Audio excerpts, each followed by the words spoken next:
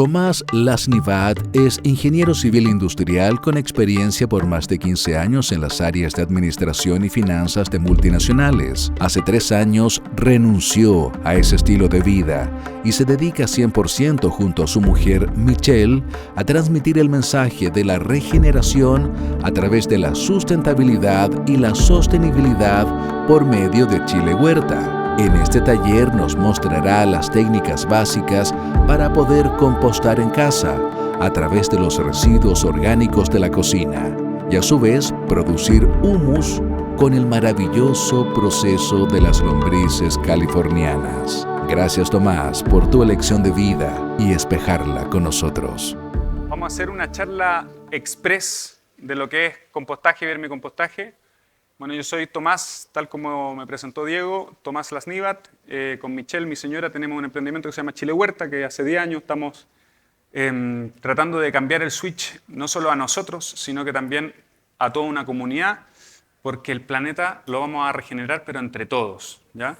Por lo tanto, nos encanta que estén acá, ¿vale?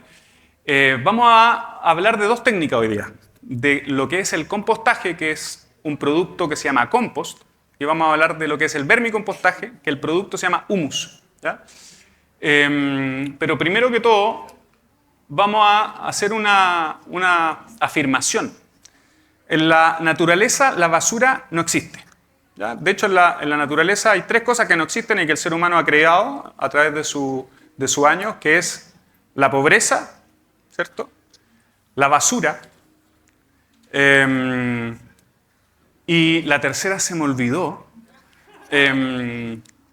pero concentrémonos en lo que es la basura. Y la guerra, ¿ya? Las guerras. La basura es algo que tenemos que hacernos cargo nosotros como seres humanos para hacer justamente los cambios que necesitamos para regenerar y transformar el planeta, ¿ya? Generalmente nosotros como seres humanos somos bastante cómodos y la basura, cuando sale de nuestra casa, nosotros como que ya le pasamos la pelota al otro y como bastante individualistas y egoístas que somos, no nos hacemos mayor drama. El tema está en que si tenemos un relleno sanitario al lado de la casa, a nadie le va a gustar. Por lo tanto, nuestra invitación es que al menos partamos por los residuos de la basura que son orgánicos, que es más del 50%, ¿ya? Si ustedes hacen esto en casa, independientemente del espacio que tengan, puede ser un departamento, puede ser una casa con un jardín pequeño, puede ser un campo, puede ser cualquier lado, ustedes van a poder transformar esa basura en abono para las plantas.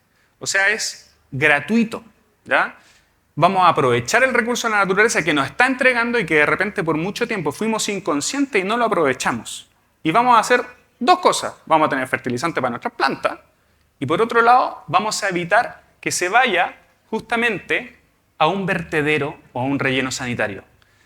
¿Por qué es importante esto y enfocarnos en esto? Porque, chiquillos, dentro de Chile, las principales emisiones de gases de efecto invernadero que existen hoy son debido a los rellenos sanitarios y a los vertederos. Aquí se produce gas metano, que es uno de los gases de efecto invernadero que existen, aparte del dióxido de carbono, que tanto se habla, la huella de CO2, ¿cierto?, la huella de carbono.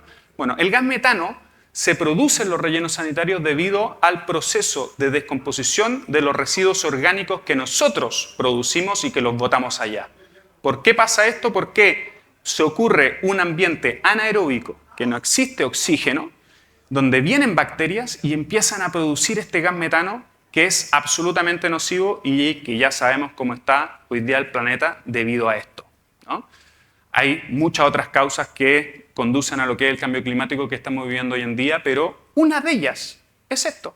Y ustedes en casa pueden cambiarlo. ¿Bien? ¿Qué es el compostaje? Vamos a partir con lo que es el compostaje, como les digo, y luego vamos a irnos a lo que es el mundo del vermicompostaje. Compostaje, lo que estamos haciendo aquí como seres humanos es replicar lo que ocurre en la naturaleza. ¿Bien? En la naturaleza, cuando llega el otoño y caen las hojas de los árboles, llegan al suelo y millones de bacterias, de microorganismos empiezan a descomponer justamente todo lo que cayó, todas estas hojitas orgánicas, y empiezan a transformarlas justamente en fertilizante para que en la nueva estación el árbol se vuelva a nutrir. Ahí no hubo actividad humana, sino que la naturaleza hizo su ciclo natural. Entonces, nosotros como seres humanos vivos vimos esto y dijimos, ok, repliquémoslo, hagámoslo en la casa. Entonces, transformemos nuestra basura orgánica, como se ve en el paso 1, llevémoslo al compostaje, cosechemos ese abono y luego nutramos nuestras plantas y hortalizas de forma absolutamente natural y, nuevamente digo, gratuita. ¿Bien? Bien, ¿y cómo lo hacemos entonces? Empezamos a descubrir que dentro del proceso del compostaje hay 4 ingredientes. ¿Ya? Y aquí me gusta siempre decir, para recordarlo de forma mnemotécnica, que se acuerden de la palabra cano. ¿Ya? Y por lo tanto, recordémonos los años 80 y los 90 cuando estaba el grupo español Mecano, ¿cierto? Dentro de los integrantes estaba el José María Cano y el Nacho Cano. Bueno, ellos tenían su apellido Cano y ustedes se van a acordar de ahora en adelante compostaje, Cano, fin. Cano, la primera letra de Cano va a ser el carbono, la segunda va a ser el agua, la tercera va a ser el nitrógeno y la cuarta va a ser el oxígeno. ¿Ya? Y cada una de ellas nosotros tenemos que integrarla dentro del proceso del compostaje. Algunas se integran de forma supernatural y en algunas tenemos que hacer un poquito más de trabajo. ¿Ya? Vamos a ir paso por paso a ver qué significa cada una de ellas. ¿Ok? Vamos a partir por la N. Vamos a partir medio desordenado, pero nos vamos a enfocar en el nitrógeno. El nitrógeno es todo lo que nosotros sacamos como descartes de la cocina o si tenemos un jardín, todo lo que estamos despuntando, podas de jardín, desmalezadas, todo lo que es verde. Vámonos a la cocina, a las frutas, las verduras, ¿cierto? A las corontas de las manzanas, etc.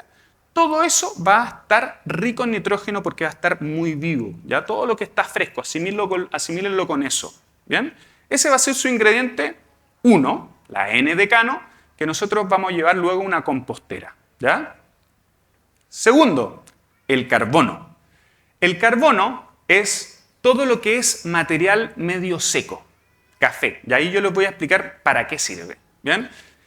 El carbono, la gracia que tiene el carbono es que tiene 3 particularidades que tenemos que tener en consideración. Una, es también alimento para los micro y macroorganismos que van a estar trabajando. ¿Ok? Aquí recuerden que nosotros los ingredientes que le estamos entregando a la compostera, donde nosotros vamos a hacer el compost, que hay distintos tipos, hay unas que son tipo de campana, hay algunas que son directo a suelo, hay gente en el campo que hace un hoyo en el jardín, ¿cierto? Y mete el desecho orgánico y ahí funciona su compostera natural, ¿ok? No hay problema con eso. Pero en cada una de ellas siempre van a estar los 4 ingredientes, ¿ya? Entonces, volvamos al nitrógeno, el residuo orgánico, pasamos al carbono y el carbono se trata de lo que es, como les decía, este material seco, ¿ya? Que vamos a tener que de repente recolectar a lo largo del año. Aquí es primer, entre comillas, trabajito que tenemos que hacer, ¿ya? Porque siempre el descarte de la cocina vamos a ir, en vez de tirarlo al basurero, vamos a llevarlo a la compostera. Vamos a hacer como un paso A, en verdad es gratuito, en vez de ir para allá, vamos a ir para allá, ¿ok? Segundo paso, cuando integramos el carbono, como les decía, vamos a empezar a recopilar todo el material que tiene este componente. ¿Qué va a ser? Papel, va a ser cartones, va a ser hojas secas, va a ser ramas, ustedes ramas trituradas, ¿cierto? Ramas chipeadas, va a ser madera, ¿ok? Se fijan, todos los que le he dicho son de material seco, ¿ya? Y en general material medio cafezoso, por eso se traduce que es como el material café, ¿ok? ¿Para qué sirve esto? Como les dije, es alimento para los micro y macroorganismos que van a estar trabajando en el proceso de descomposición, pero también tiene 2 facultades. Una, el exceso de humedad que pueda existir en una compostera lo va a atrapar y lo va a mantener este material café seco, que les decía, por eso es seco. ¿Ya? Entonces las hojas secas se van a impregnar del exceso de humedad que puede haber y lo van a mantener. ¿Ya? Y esa humedad se la van a entregar luego a los micro y macroorganismos porque se alimentan también de agua ellos, como seres vivos, ¿no?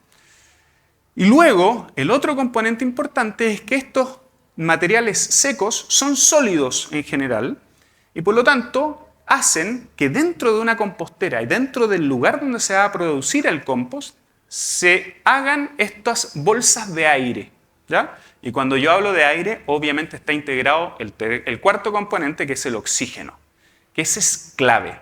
Cuando yo les digo de los 4 ingredientes, ¿cuál es el más importante? Y el que no se nos puede desbalancear, es el oxígeno. El nitrógeno y el carbono son como cuando nosotros hacemos una sopa, va a ser el agua y va a ser, no sé, la salsita, ¿cierto? Ya, pero el otro, si queremos hacer la sopa, va a ser fuego, ¿ya? Este es el oxígeno que necesitamos, ¿ok? Para producir este proceso del compostaje. Y el oxígeno tiene dos facultades. Facultad número 1, le va a entregar a los macroorganismos que existen ahí la posibilidad de vivir, porque todos ellos son aeróbicos. ¿Qué significa eso? Que ellos necesitan oxígeno para vivir. Los chanchitos de tierra, las lombrices californianas, los ácaros del compost, los nemátodos, ¿cierto? Las bacterias, los protozoos, los hongos, todos ellos van a necesitar oxígeno. ¿Ok? Los que no necesitan oxígeno son los anaeróbicos, que son en general bacterias, que están justamente en los vertederos y rellenos sanitarios y son los que producen el gas metano. Cuando yo les hablo de gas metano, chiquillos, es el gas maloliente.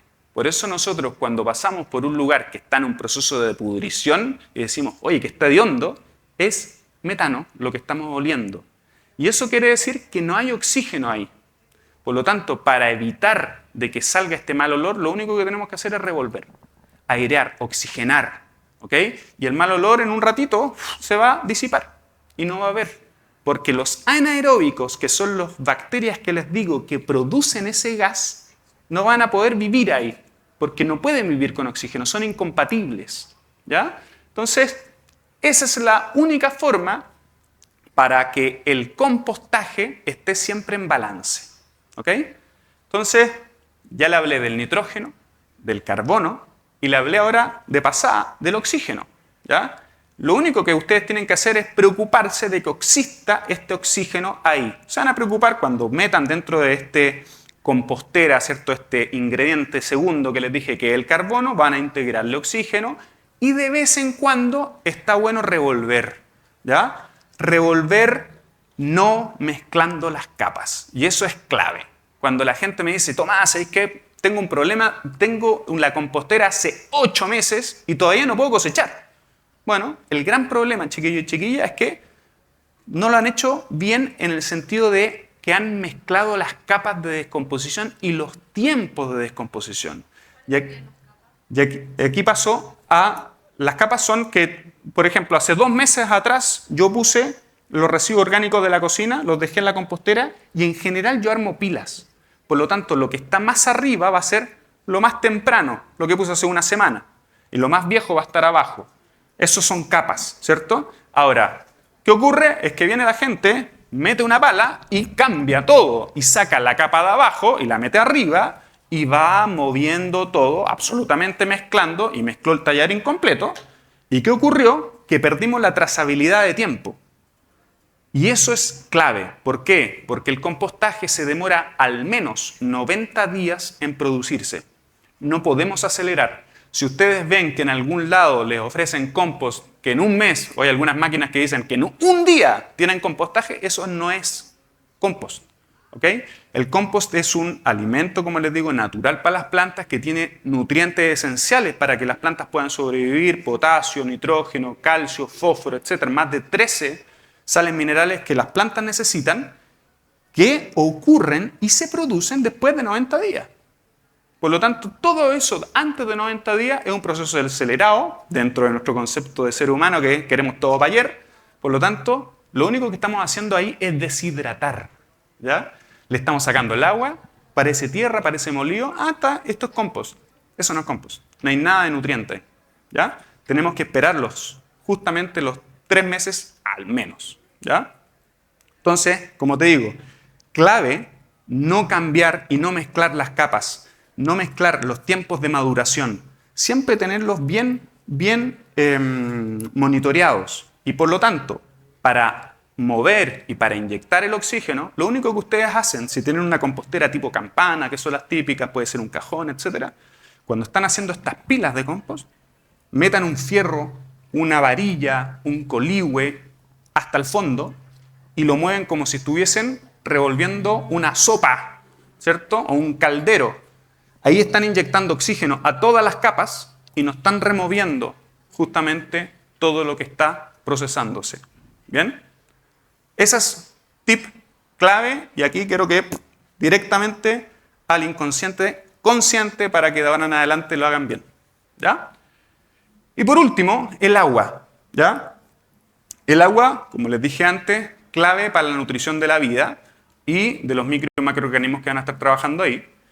Por lo tanto, tenemos que añadirle de vez en cuando. Ahora, de vez en cuando digo porque mucho de lo que nosotros llevamos a la compostera, que es nitrógeno, como les decía antes, tiene agua. O sea, un apio tiene 90% agua, ¿cierto? Hay muchas frutas que tienen mucha agua, por lo tanto, cuando ustedes las botan ya viene cargado de agua.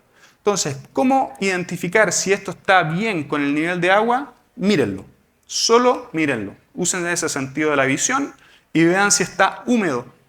Si ustedes ven que está húmedo, está perfecto. No quiero que encharquen esto. ¿Por qué? Porque el agua puede ser perjudicial. El agua puede empezar a meterse por todos los poros, por todos los espacios de oxígeno que les dije, y puede empezar a colapsar. ¿Qué pasa con eso? Como les dije antes, que me levanta la mano, cuando no hay oxígeno, ¿qué pasa? Se pudre. Llegan los bacterias, los anaeróbicos, exactamente, y ocurre la catástrofe, ¿cierto? Por lo tanto, el agua, regúlenla bien, que sea húmedo, a simple vista, con eso funciona. Nada más que eso, ¿ok? Con eso, chiquillos, van a tener los 4 ingredientes claves para monitorear y para tener su compost en casa, independientemente del espacio, como les dije. Entonces, si ustedes, muchos de ustedes quizás viven aquí en Santiago, en departamento, ustedes pueden hacerlo. ¿Cómo? Un macetero grande o una bolsa. Hay bolsas que la venden como bolsas de compostaje. Lo único que tienen que tener en consideración es que tenga espacios de aireación, que no sean receptáculos absolutamente herméticos. Porque si es así, no entra oxígeno y ocurre el proceso de pudrición. Entonces, tienen que tener espacios de aire. Hay bolsas que vienen como con rejillas, con mallitas, que entra el oxígeno, ¿ok? Se está oxigenando y se está procesando el proceso de compostaje. En departamento, la única, entre comillas, dificultad es que como son los receptáculos un poquito más chicos que una campana de compostaje que podemos tener en un antejardín, lo que tenemos que hacer es mover un poquito más. ¿Ya? Entonces, tenemos un macetero grande, ok, tenemos que meterle un poquito la palita, como les decía, oxigenando, o si tienen un saco, lo empiezan a batir, ok. Cuando son de ese tipo de compostera, que hay algunas composteras con manivela, ¿cierto? También. Bueno, toda esa... El gran problema es que lo que les dije antes, está moviendo las capas, ¿cierto? Entonces, en algún momento ustedes tienen que dejar de depositar residuos orgánicos en ese tipo de compostera, ¿ya? Tengan eso en cuenta. Si son de ese tipo, de que se mueven o que van a tener que batir y van a tener que perderle la trazabilidad del tiempo, bueno, en algún momento ustedes dicen, ya, no voy a botar más aquí residuo orgánico, voy a esperar 3 meses, ¿ya? Pero siempre batiendo, haciéndolo cada una semana. En el caso de estas cosas chiquititas, ojalá 2 veces a la semana. Dime. Sí. Sí, sí. El tema del sol, porque yo soy de Arica. ¿Ya? Entonces ahí afecta mucho, se conviene más en sombra. Semisombra ideal, ¿ya? Pero El sol mata. sí, pero el tema del sol no te preocupes tanto. Lo que pasa es que voy a tener que añadir un poquito más de agua. ¿Vale? La pregunta fue de ella, que vive en Arica y que tiene mucho sol, ¿ya? Y que de repente se le puede secar demasiado el compost. ¿Ok? Tiene que preocuparse un poquito más de añadir agua, ¿ya? Si estamos en una zona lluviosa, caso contrario, como en el sur de Chile, no sé, en la región de los lagos, ¿ok? Tenemos que de repente tapar la zona de compostaje para que no se nos inunde, ¿ya? Esos son los extremos. Pero siempre el agua es la solución. Exacto, semisombra funciona bien, ¿ya? Siempre controlar la humedad, ¿bien? Familia, ¿qué votar y qué no? Esto es... Dime, pregunta. Sí, sí. Perdona que vuelva una más atrás. ¿Y temperatura? Temperatura, perfecto, la temperatura va a ser natural, ¿ya? La temperatura de un compostaje residencial, que es lo que yo estoy hablando acá, no voy a hablar en esta charla, puedo hablarlo en nuestros talleres online de Chile Huerta, donde yo, insisto, doy 2 horas de compostaje y vermicompostaje, pero ahí, en un compost residencial, vamos a alcanzar temperatura de 30 a 35 grados de forma natural, ¿ya? De forma natural, ¿por qué? Porque el oxígeno, como yo le hacía la metáfora del caldero, ¿cierto? Va a empezar a producir, entre comillas, temperatura, como fuego, ¿ya? Entonces va a alcanzar esta temperatura de 30, 35 grados, que es un ambiente donde va a madurar esta especie de compostaje, ¿no? De transformarse el residuo orgánico. No tenéis que preocuparte de bajar temperatura, ¿ya? Ni de subirla, es súper natural. Si estamos trabajando en compostaje industrial, ahí la cosa cambia. Podemos llegar a 60, 70 grados en compostaje industrial, ¿ya? Pero son otras técnicas que no las abordo acá, ¿ya? ¿Qué votar y qué no? También un clásico, y aquí hay muchas dudas que la gente me pregunta, pero Tomás, ¿en los cítricos se pueden tirar en el compostaje, sí o no? ¿Qué pasa con la acidez? Bueno, aquí en el compostaje, chiquillos, se acepta todo, ¿ya? Aquí no hay preocupación de la acidez del sustrato que estamos haciendo, ¿ya? Se acepta todo lo orgánico, ¿sí? Todo lo que sea de origen animal no está permitido, porque en general, lamentablemente, lo que comen los animales no necesariamente sabemos la trazabilidad, por lo tanto puede ver con antibióticos y no queremos, entre comillas, contaminar nuestro compost, que va a ser absolutamente natural, ¿ya? Entonces, todo lo que es carne, queso, alimentos procesados en general, no lo botamos, ¿ya? Y los cítricos que están acá, sí podemos botarlo, ¿ya? Eso está malo. Esto lo sacamos de internet, ¿ya? Sí se puede botar. Esto lo pasamos para acá, ¿bien? Solamente tenemos consideración de los cítricos cuando trabajamos con las lombrices. Ya vamos a ver por qué. ¿Ya? Por eso está ahí un poco la complicación. ¿Vale? Dígame. Nosotros tenemos un campito ¿Ya? y creamos un espacio para el compostaje. Ella tiene una zona de compostaje en su campo. Claro, tenemos un campito pequeño en la zona central y tenemos, digamos que generamos un espacio en la parcela para los compostajes, pero con la ignorancia total, o sea, yo lo único que sé es lo que he visto en tu página. Ujú.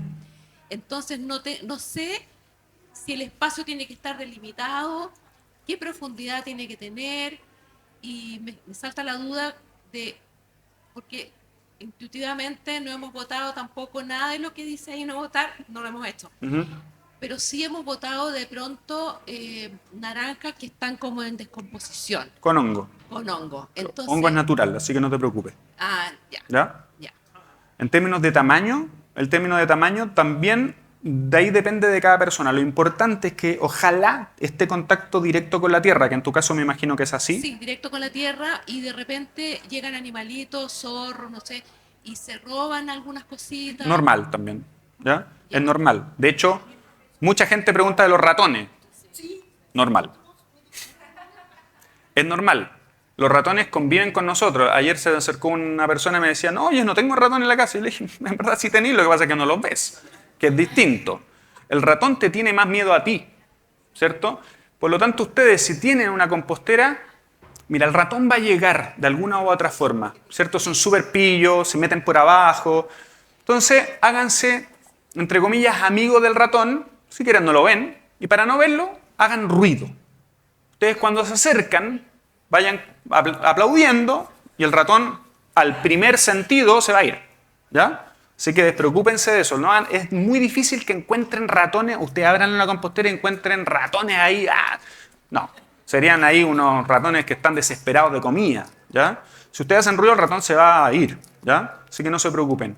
Y es normal que lleguen animales, es porque van a tener nutrientes. Ahora, si ustedes están en un lugar, cuando lleguemos a un equilibrio ecosistémico, todos los animales van a tener también alimento y no deberían llegar a la compostera, ¿ya?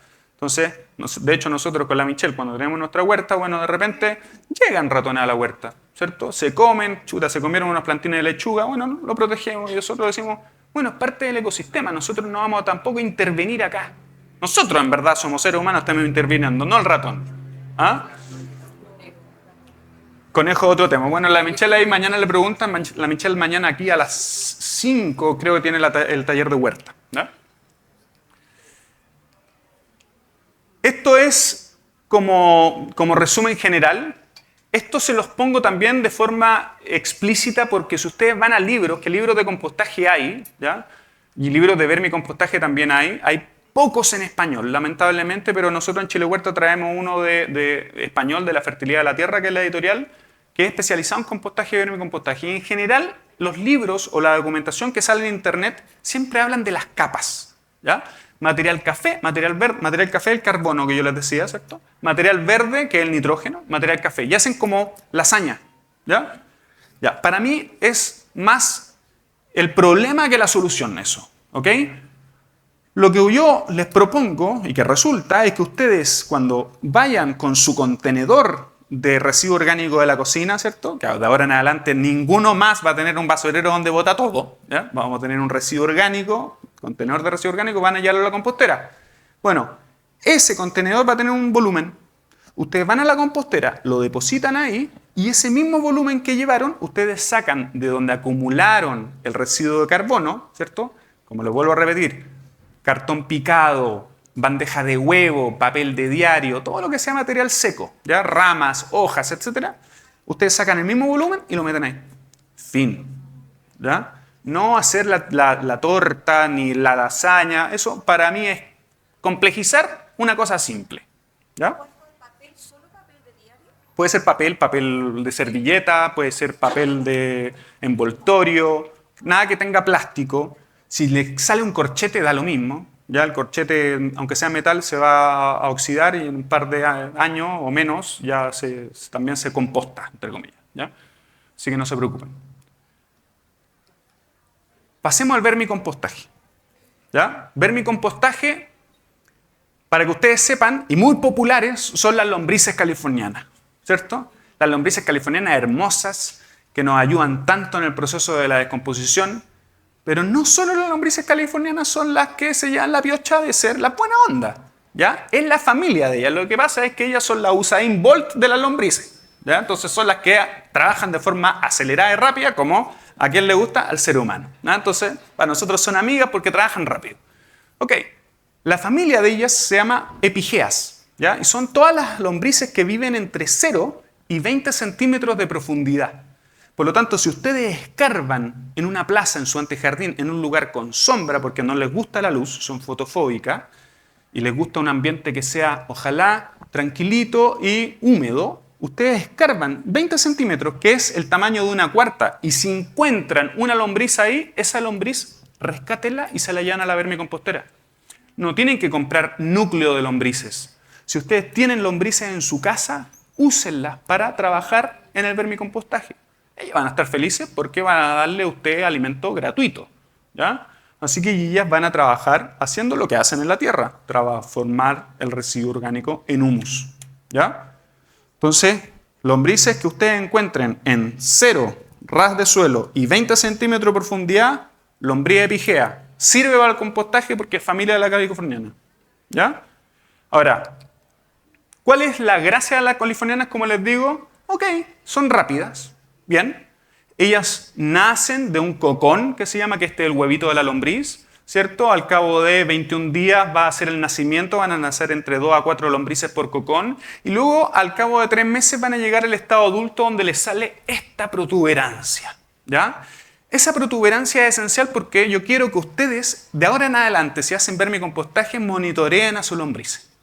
Porque no van a ir al veterinario, traje mi lombriz. ¿Ah? No, ustedes van a querer ustedes saber si es que están bien. De hecho, esa es la técnica de esto. Esto es mucho más fácil que el compost porque ustedes tienen que crearle el hábitat a su nueva mascota para que ellas trabajen solitas y empiecen a transformar el residuo orgánico en humus. Por lo tanto, tenemos que saber si es que están bien de salud. Y una de ellas, de esas formas, es verle el clitelo. ¿Qué es esto? Ese bultito.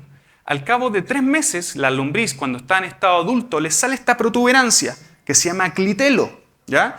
Que es cuando está lista para la reproducción. Es como una guatita, ¿ya? Ellas son hermafroditas, pero de todas maneras se necesitan 2 para cruzarse. Se cruzan como en el acoplamiento que está ahí, que de repente están medio enroscadas. De hecho, también me han llegado mensajes, pero Tomás, se están ahorcando estas lombrices. Querida, en verdad no hay que sacarle foto, ¿ah? Están en un proceso íntimo en este momento. Entonces, se están reproduciendo, ¿ya? Entonces, luego de los 3 meses tiene que salir el clitelo. Y además, otra forma de saber si es que están bien de salud es que ustedes cuando la ven, se escapan. son fotofóbicas, como les dije antes. No aguantan la luz, les carga. Por lo tanto, si ustedes la están viendo, quiere decir que le está llegando luz, ¿ya? Porque ahí su retina, ¿cierto?, le llegó la luz para que ustedes pudieran ver. Y eso hace que ellas se traten de escapar y se traten de fondear. Por lo tanto, si es que ustedes ven que una lombriz la están mirando, le está llegando luz y está quietita, quiere decir que está mal, ¿ya? Algo está pasando ahí, no quiere vivir. Y es así de drástica. De hecho, ellas se suicidan muy seguido cuando su hábitat no está siendo próspero. Por lo mismo, no les sale el clitelo, no les sale este bultito, ¿ya? Porque no quieren generar vida ahí. Si es que el hábitat que ustedes le dieron es malo, no es con los componentes que ya vamos a ver en la siguiente slide, entonces, en verdad, ese hábitat no es bueno para la vida, ¿ya? Entonces, 1, clitelo, 2, que se muevan. Son las dos partes. ¿Y cómo generamos este hábitat para que la lombriz esté feliz y regocijante en ese hábitat? Bueno, 3 cosas: temperatura, humedad y pH, ¿ya? Me preguntaron por la temperatura en el compost. Ok, no hay que preocuparse, pero aquí sí, ¿ya? La temperatura de la lombriz en el ambiente ideal tiene que ser entre 18 y 25 grados Celsius. Por lo tanto, ideal que esté dentro de la casa o cerquita a la nuestra, ¿ya? Porque en general nuestra casa está en esa hora, en esa temperatura, y se va a sentir cómoda la lombriz en ese ambiente, ¿ya? Técnicas para incrementar el calor en zonas frías, por ejemplo. Nosotros lo que hacemos es ponerle más comida, más residuo. Como les decía antes, el residuo orgánico genera temperatura. Por lo tanto, si estamos en zonas sureñas, donde tengamos mucho frío, como una persona que ayer se nos acercó que vivía en Antuco, que había nevado y tiene lombrices, bueno, denle más residuos orgánicos, ¿ya? Va a generar temperatura eso y las lombrices se van a esconder en esa temperatura, se van a sentir más cómodas. Esa temperatura, como les digo, no va a superar los 30 grados, ¿ya? En todo lo que es descomposición en casa, ¿ya? Ahora, si hace demasiado calor, entonces pónganle un poquito más de agua, ¿ya? Humedézcanla más, ¿ya? Pero traten siempre de llevarla a una zona de semisombra, que no le llegue tanto sol directo, porque si no se van a achicharrar y se va a secar todo. Y ahí pasamos al segundo punto, que es la humedad, ¿ya? Las lombrices odian los ambientes secos. Bajo 55% de humedad, como les digo ahí, se mueren directamente, ¿ya? Por lo tanto, ellas tienen que estar en un ambiente húmedo. ¿Y cómo saber la humedad? Bueno, nosotros en Chile Huerta no fomentamos el consumo, ¿cierto? Entonces, lo que yo les voy a decir, no se compren un higrómetro, no. Ustedes hagan la prueba de puño. Vayan a sacar un puñado del lugar donde están habitando las lombrices y aprieten la mano, ¿ya? La cierran y cuentan hasta 10. Cuentan hasta 10 pensando en cuántas gotas de agua van a caer de ese puño cerrado, ¿ok? Lo ideal es que caigan entre 5 a 8 gotas de agua. Eso es más o menos para que tengan una noción de niveles, ¿ok? Entre 5 a 8 gotas de agua van a tener entre un 80 a un 85% de humedad más o menos, ¿bien? Con eso, ustedes van a estar perfectos. Si tienen menos de 5 gotas, le añaden un poquito más de agua con un rociador, ¿cierto? Para que las lombrices tengan mejor porcentaje de humedad. Si sale un chorro de agua, le añaden más papel. Toalla de nova, servilletas de papel, ¿cierto? Papel de diario también funciona, ¿bien? Aunque el papel de diario tiene químico por la tinta, pero idealmente, si tienen papel, bueno, úsenlo igual, no le va a pasar nada, ¿ok? Y por último, el pH. El pH tiene que ser neutro, ¿ya? La escala de pH, para los que se acuerdan del colegio o estudian química, va del 1 al 13 y la escala de pH neutro es el 7, ¿ya? Por eso nosotros aquí sacamos los cítricos, porque los cítricos son muy ácidos y a la lombriz no le gusta.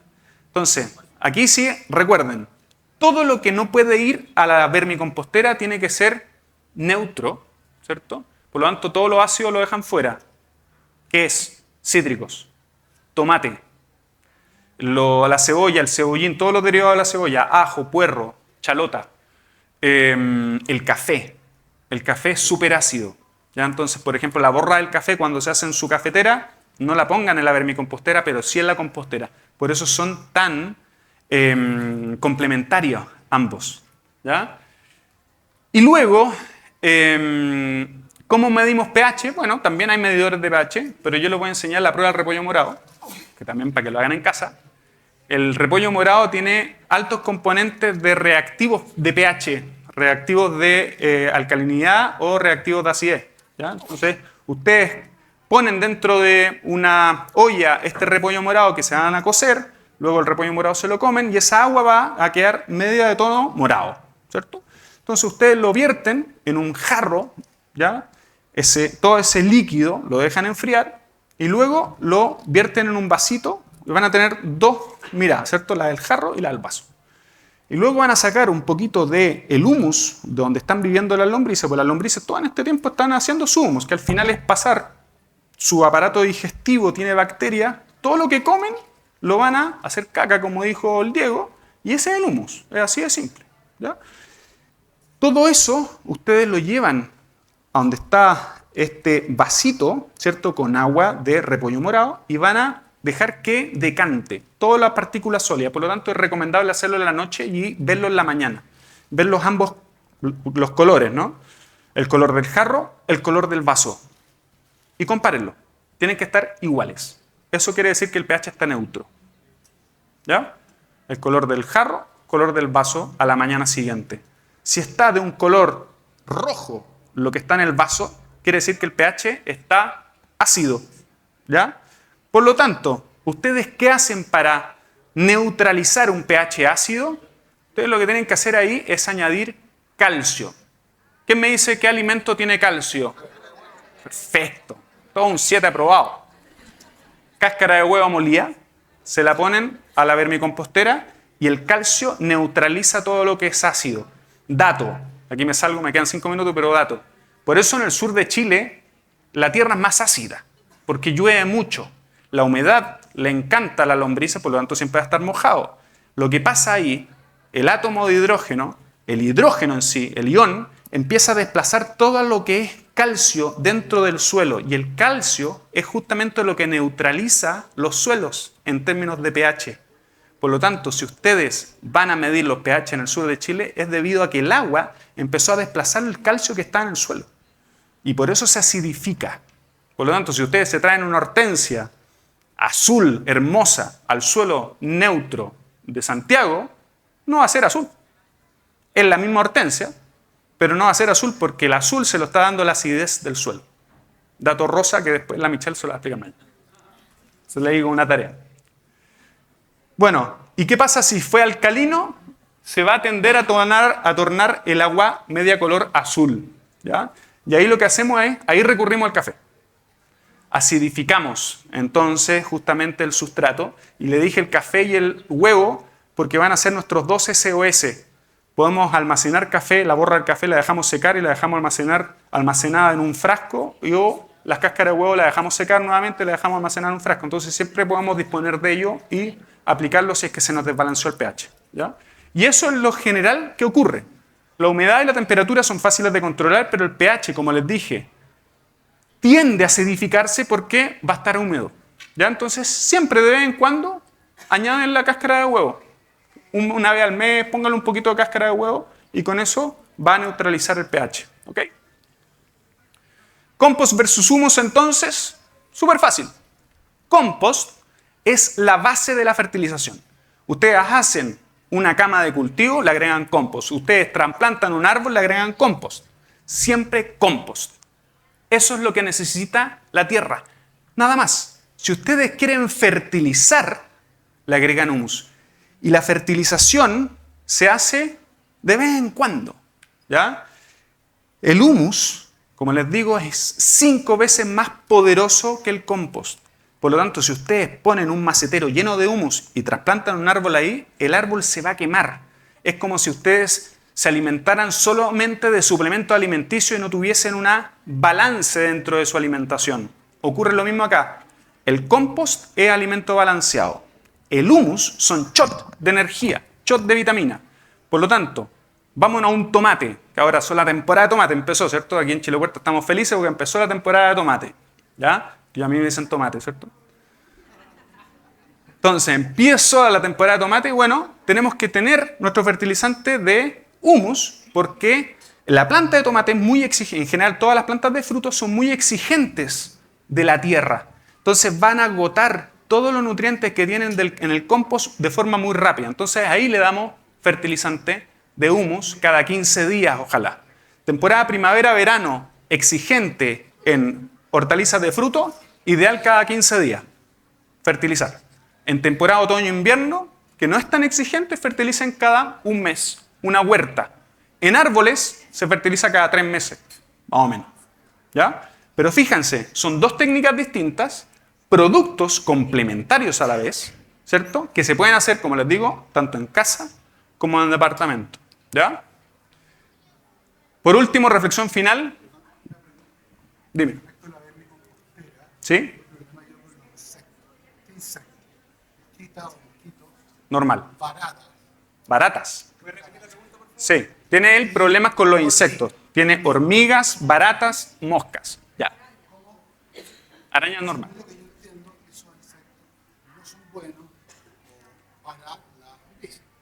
Conviven. Ya, eso es importante. Las lombrices no van a trabajar solas acá. ¿Ya? Aquí él tiene problemas con algunos insectos. Le llegan baratas, le llegan moscas, le llegan hormigas. ¿Ya? Aquí a la señora le llegan arañas que de repente quizás no conviven con las lombrices. Y sí conviven. Algunas de ellas sí. ¿Ya? Lo que pasa es que en grandes cantidades no. ¿Ok? Ahora, ¿por qué? Porque las lombrices sí necesitan algunos depredadores para que empiecen a masticarle todo lo que ustedes le pongan ahí, el residuo orgánico. ¿Ya? ¿Para qué? Porque la lombriz tiene una boca que succiona, que no masca. Por lo tanto, necesita ciertos artrópodos, ciertos insectos, ciertos animalitos que conviven con ella, que empiezan a descomponer y le dejan en bandeja de plata todo el resto para que ella empiece a succionar y descomponga todo. Y se termine. Si tú tienes un desbalance en moscas, por ejemplo, que llegan y son unas mosquitas chicas que de repente son medias molestosas, bueno, lo que tú tienes que hacer ahí es ponerle un cartón de diario arriba o un cartón... Claro, así vaya a bajar, pero no la van a eliminar nunca, porque conviven, como te digo. ¿Ya? Las baratas es raro que te lleguen, ¿ya? Se puede llegar, pero es raro que lleguen. Ahí ya es más trabajo de eliminarlas a las chiquillas a mano, sacándolas. ¿Ya? Como son fáciles, como son grandes, las vais sacando a mano nomás. ¿Ya? Es raro que lleguen, ¿ya? Ellas generalmente no conviven, no deberían estar ahí. No son parte del ecosistema que yo te digo de todos los amigos de las lombrices californianas. Pero es posible que lleguen, ¿ya? Y las hormigas sí van a llegar, pero es fácil de erradicar. Las hormigas no conviven con las lombrices, ¿ya? O sea, conviven, pero no deberían participar en el proceso de descomposición. Y llegan porque el percolado, todo el proceso de descomposición que la lombriz hace es muy azucarado, ¿ya? Todo el humus de lombriz líquido, que se llama lixiviado, que en mi taller yo hablo más extenso en ello, ¿ya? Es muy poderoso y muy azucarado. Por lo tanto, la hormiga es natural que llegue. ¿Cómo se saca? Con humedad. A la lombriz, o sea, a la hormiga con un 80% de humedad, como te decía, no llega. No llega a la lombriz, o sea, a la hormiga. ¿Ya? Por lo tanto, lo que te falta ahí es que está un poquito seco. 60 debe estar, en torno a 60% de humedad. Añádale agua. Exactamente, a todo ello. Y las hormigas se van a ir. ¿Ya? Si tienes ya identificado el camino de la hormiga, ¿ya? Lo que puedes hacer es colocarle limón también. Y le borráis el camino y ellas después se van a desorientar y no van a llegar más. ¿Ya? Otra forma es NK, que es un producto que tenemos nosotros, que es jabón potásico con NIM, que es como una jalea, que ustedes le añaden también por ahí en las patitas, exacto, y no van a pasar la hormiga. También solucionado, ¿vale? Que también es orgánico y natural. Dime, querido. Bueno, esta es la slide final, así que estamos bien en tiempo. Sí. ¿A la compostera tiene algún sentido incorporarle, por ejemplo, lombrices californianas o el clima de la compostera las mata? Mira, la lombriz sí puede participar en el compostaje, pero no es esencial, ¿ya? Participa, sí, porque convive en este proceso de descomposición de la materia orgánica, por lo tanto, desde la misma tierra pueden llegar. Ahora, en un compostaje residencial, la lombriz puede aparecer, pero en un compostaje industrial, cuando alcanzamos temperaturas muy elevadas, la lombriz se va. ¿Cachai? Ella no va a llegar. No le gustan los ambientes demasiado cálidos, por lo tanto, si tu compostaje está alcanzando temperatura de 30, 35 grados, que es lo que debería suceder, la lombriz se va a ir. Entonces, si tú estás viendo lombrices, también es un indicador de que, ojo, quizás está demasiado, como tú me preguntabas de la temperatura, está demasiado frío. Entonces, lo que haces tú es revolver para añadir oxígeno y añadir temperatura. ¿Vale? Allá y acá. Bueno, con respecto a las lombrices, yo había escuchado también en base a la calidad, o sea, de la calidad del humo, que existían otras lombrices, unas blancas, me decían. ¿Cuáles? Unas blancas. Blancas pueden ser de la familia de la EPGA. La familia de la EPGA, como te decía, que las lombrices californianas son parientes de ellas, también son meas blanquecinas y también trabajan en el proceso de descomposición para transformar un residuo orgánico en humus. ¿Ya? De hecho, véanlo, ustedes mismos escarben las lombrices que yo les decía que viven entre 0 y 20 centímetros, algunas son meas paliduchas e incluso algunas blancas. ¿Ya? Ahora, no confundir la lombriz cuando es guaguita, también es media blanquecina. ¿Ya? Cuando crece la lombriz chiquitita, está saliendo el cocón, como les decía, que miden esto, ¿cierto? Alcanzan con suerte 1 centímetro. Eso es blanco en general al principio. ¿Ya? Ahora, no se confundan con las lombrices o con los gusanos de la mosca, que también es distinto y también es blanco. ¿Ya? Y un poquito más grueso que la de la lombriz californiana. Quería. Última pregunta. Después me hacen las preguntas que quieran. Tengo mi vermicompost y en el primer cajón, que es donde yo primero eché los residuos, ya tengo como el compost, pero está lleno de todas maneras de lombrices guaguitas, como dicen. ¿Qué hago con eso? Ya. ¿Lo echo hacia la tierra? ¿Cómo es tu vermicompostera? Es de cajón. En cajones. Ya. Sí. Ella tiene una vermicompostera que es de nivel. ¿Ya? Que son las típicas, que son las que venden, que son con niveles, ¿cierto? De madera, en general algunas plásticas. Bueno, cuando ustedes cosechan el humus, ideal que ustedes tengan al menos 2 niveles llenos. ¿Ya? El nivel que van a cosechar y el nivel que van a quedar las lombrices después. ¿Ya? Entonces lo que ustedes hacen es llevar el nivel que van a cosechar a la parte superior y la destapan. Le dejan que le llegue luz directa y las lombrices se van a bajar. ¿Ya? Ahora, hay algunas duras de cabeza, como el ser humano, que somos duros de cabeza, entonces hay algunas que quedan igual. Entonces lo que haces ahí tú es escarbar y sacarlas de una. Sí, se van a excavar de una. Ahora, si es que hay algunas más duras de cabeza que se quedan ahí, bueno, tú llevas la cosecha, lo llevas afuera y empezáis a batirlo, porque tienen rejas, ¿cierto? Todas estas. Entonces ustedes lo baten como si fuera un arnero. Y van a ir a Fantasyland, esas lombrices van a estar ahí en el Tagadá, van a caer, ¿cierto? Y ustedes a la cosecha, las que quedan, las llevan nuevamente a la vermicompostera, pero no pasa nada. No pasa nada tampoco si va al terreno. Exacto, son parte de la tierra. Exacto. Es parte de la tierra. Por lo tanto, capítulo final, de nosotros depende el futuro de la humanidad, chiquillos. De ahora en adelante ustedes quiero que vayan a su casa y composten o vermicomposten. Partan, si quieren, por el vermicompostaje, mucho más simple. Se van a hacer amigos de las lombrices, van a ver que es muy fácil bajar el residuo de la basura, pasar de lo que es orgánico a lo que es el fertilizante en el humus, luego abarquen a lo que es el compost, pero van a ver la satisfacción de cosechar sus propios fertilizantes y no comprar más. Ese es el propósito nuestro con la Michelle de En Chile Huerta, ser autosustentable y aprovechar los recursos de la naturaleza a favor, no solo nuestro, sino a favor del ecosistema. ¿Ya? Muchas gracias, familia, y espero que les haya servido esta presentación.